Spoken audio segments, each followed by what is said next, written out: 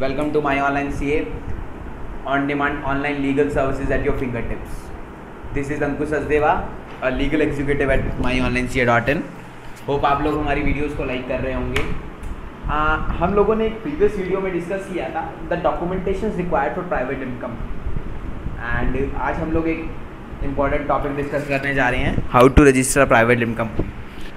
The procedural part, the timelines, the costing, क्या steps होते हैं to incorporate a private limited company. आज हम लोग इसी बारे में डिस्कस करेंगे. सो हम लोग आज स्टार्ट करते हैं a basic question, what is private limited company. अब प्राइवेट लिमिटेड कंपनी एक लीगल एंटिटी होती है which is approved by the government of India, incorporated into the companies having a feature of limited liability. मतलब अगर एक future में एक uncertainty arise होती है, लाइक फर्म की जो एसेट्स हैं उसकी market value is less than their the loans and the liabilities. That means जो फर्म है या कंपनी है वो अपने लोन्स एंड लाइबिलिटीज को पे ऑफ नहीं कर पा रही, तो उस केस में personal assets of the partners can not be touch, मतलब उनसे रिकवर नहीं किया जा सकता. This is called a limited liability. उनकी लाइबिलिटी लिमिटेड है, जो प्रमोटर्स हैं, जो डायरेक्टर्स हैं, उनकी लाइबिलिटी लिमिटेड है. एक फीचर आता है मोस्ट ट्रस्टवर्दी बिजनेस मॉडल है as compared to the other business model like sole proprietorship और अ पार्टनरशिप. लाइक वेंडर हैं या कस्टमर्स हैं, वो लोग सिक्योर फील करते हैं to deal with the private limited, because documentation part काफ़ी हैवी होता है. जब गवर्नमेंट इनकॉर्पोरेट करती है तो सारी चीज़ों को चेक करती है, उस बेस पर इनकॉर्पोरेट होती है प्राइवेट लिमिटेड कंपनी. नाउ हम लोग डिस्कस करते हैं नेक्स्ट पॉइंट पर, टाइमलाइन और costing. Timeline to incorporate a private limited company normally 7 to 10 days लगते हैं, subject to the ROC approval. Sometimes कुछ टेक्निकल इश्यूज रहते हैं, समटाइम्स कुछ क्यूज में रहता है, तो ROC will take time. Otherwise it will incorporate within 7 to 10 days. The costing for the same is normally जो रेंज रहती है वो 15,000 to 18,000 रहती है, inclusive of professional charges, but sometimes some professional charge higher and some professional charge lowest amount. So ये including rate रहता है 15,000 to 18,000. okay, but some states में like MP, केरला, पंजाब, वहाँ पे स्टैम्प ड्यूटी काफ़ी हाई रहती है, अप्रोक्स 10,000, 7,500. तो वहाँ की जो कॉस्टिंग आती है वो अराउंड 25,000 to 28,000 की कॉस्टिंग रहती है. And now come to the next point, step to register your private limited company. First step रहता है apply for digital signature. Digital signature, what is this DSC? It is an electronic signature which will be used to sign the e-forms, income tax returns.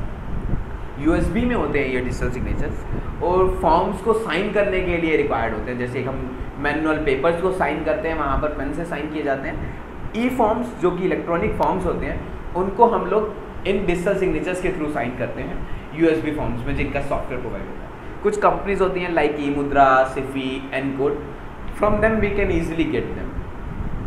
And now next step is apply for DIN. It is an numerical digits, कुछ 5 to 6 digits एक number होता है जो कि government से provide होता है. And if a person wants to become a director in any company or a partner, then he needs it. यहाँ तो हम लोग बात कर रहे हैं, आप अपनी प्राइवेट लिमिटेड इनकॉर्पोरेट कर रहे हैं, न्यू प्राइवेट लिमिटेड इनकॉर्पोरेट कर रहे हैं, तो आप लोगों को DIN नंबर चाहिए हो, एक डायरेक्टर को, एक प्रमोटर को. बट अगर एक पर्सन एक एग्जिस्टिंग कंपनी में डायरेक्टर बनना चाहता है या एग्जिस्टिंग LLP में पार्टनर बनना चाहता है, तो उसको DIN की रिक्वायरमेंट होगी. Then he can become a director or a partner in the company or LLP as the case में भी. सो आपके यहाँ तक जो स्टेप्स हुए, apply for digital signatures and apply for DIN. एक एग्जिस्टिंग कंपनी में भी बनना है आपको डायरेक्टर, तो आपको ये 2 स्टेप्स फॉलो करने होंगे, क्योंकि DIN अप्लाई करने के लिए एक फॉर्म फाइल होगा जिसमें डिजिटल सिग्नेचर्स की रिक्वायरमेंट होगी. Okay, now next step is apply for name approval. After getting the digital signatures and DIN, हम लोगों को कंपनी के नेम अप्रूवल के लिए अप्लाई करना पड़ता है. रिगार्डिंग दिस हम लोगों को 3 to 4 नेम ऑप्शंस देने होते हैं MCA को as per the guidelines. Guidelines जैसे ये कहते हैं कि नेचर ऑफ बिजनेस डिफाइन होना चाहिए, नेम यूनिक होना चाहिए.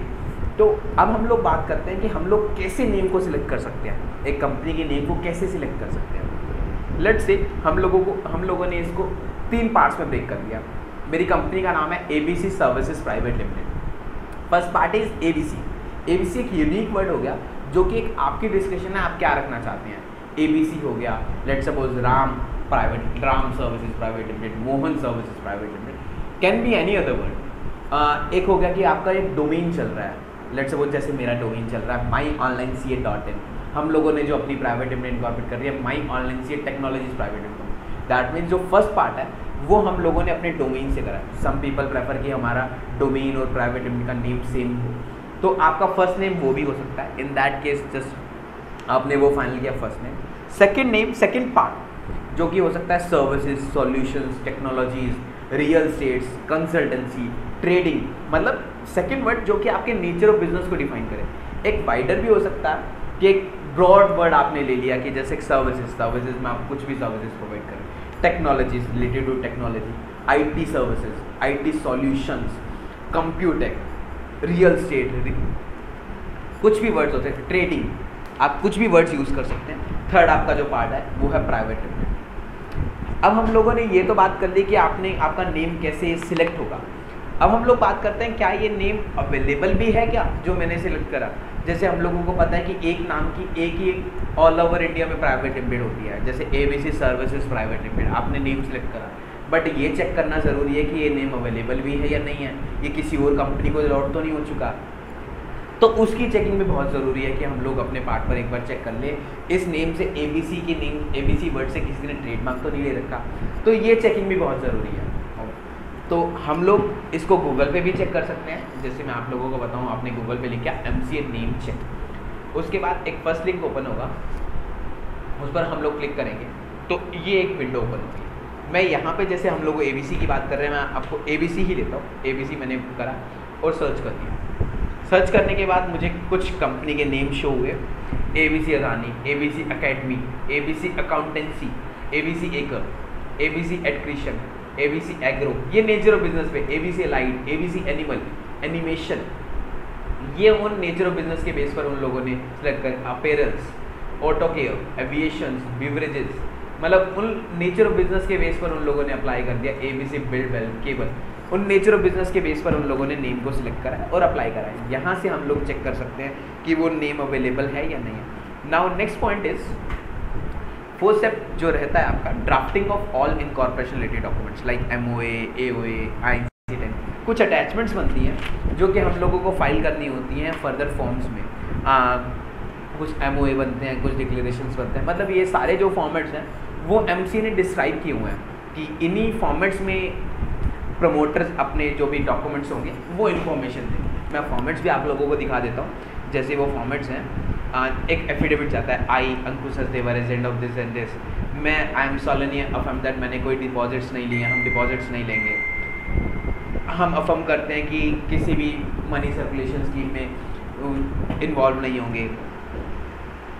I have not been convicted on any offence, found guilty of any fraud. All the document जो भी फाइल हो रहे हैं वो रजिस्ट्रेशन कंपनी के कंप्लीट हैं या to the best of my knowledge. ये एफिडेविट्स और ये फॉर्म्स आते हैं जो कि फॉर्मेट्स हैं, उसके बेसिस पर हम लोग आगे प्रोसीड करते हैं। Now last step is filing of form E forms, INC 7, DIR 12, INC 22, कुछ रजिस्टर्ड ऑफिस रिलेटेड डॉक्यूमेंट्स होते हैं, फॉर्म्स होते हैं, वो हम लोग फाइल करते हैं। और उन फॉर्म्स में ये अटैचमेंट जो हम लोगों ने डिस्कस की MOA, OAs की, वो फॉर्म्स फाइल हो गया।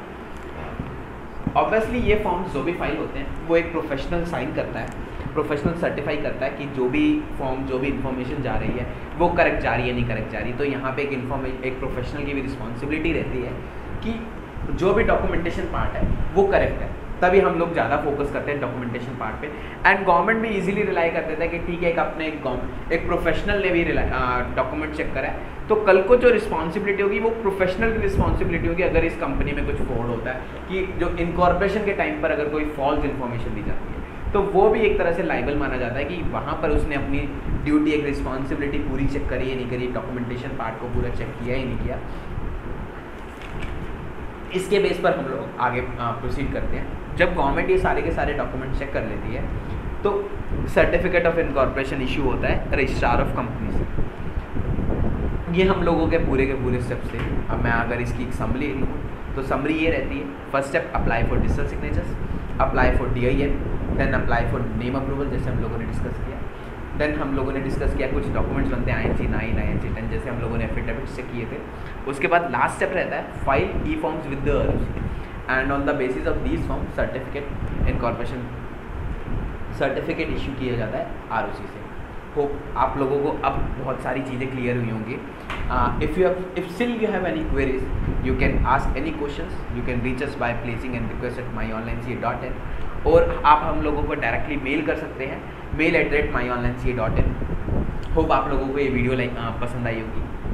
Thank you very much.